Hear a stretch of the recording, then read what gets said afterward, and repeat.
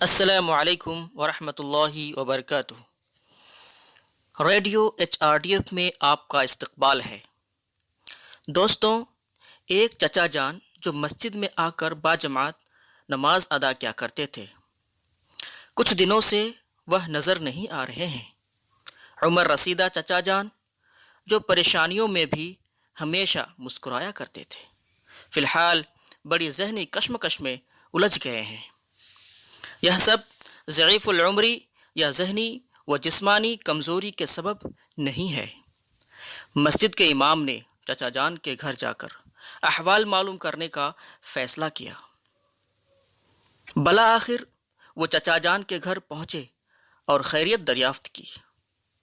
چچا جان نے جواب دیا، چند دنوں سے طبیعت ناساز ہے۔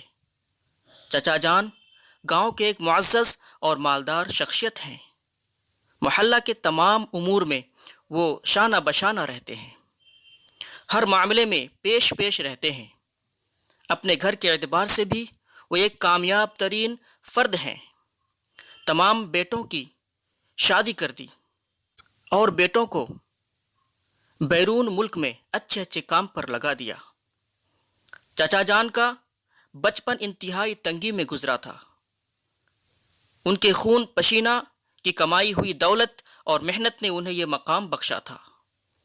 وہ ہمیشہ اس بات سے فکر مند رہا کرتے ہیں کہ میرے بیٹوں کو سماج میں عزت کا مقام ملے، لیکن کیا اب میں انہی بیٹوں پر ایک بوجھ بن گیا ہوں؟ فی الحال یہ اندیشہ چچا کو بے حس اور بے بس کرتا جا رہا ہے۔ عمر رسیدہ والد کیا بیٹوں کے لیے بوجھ بن چکے ہیں؟ باپ کو خبر نہیں کہ دنیا بالکل بدل چکی ہے۔ ابھی بھی ان کا پرانی دنیا والا خیال ہے۔ اگر حالات اس طرح سے رہے تو باپ کے ساتھ زندگی گزارنا محال ہے۔ بہویں یہ تانا سناتی رہتی ہیں۔ سب سے چھوٹا بیٹا جب اس دفعہ چھٹیوں میں گھر آیا تو وہ بیوی کو ساتھ لے کر چلا گیا۔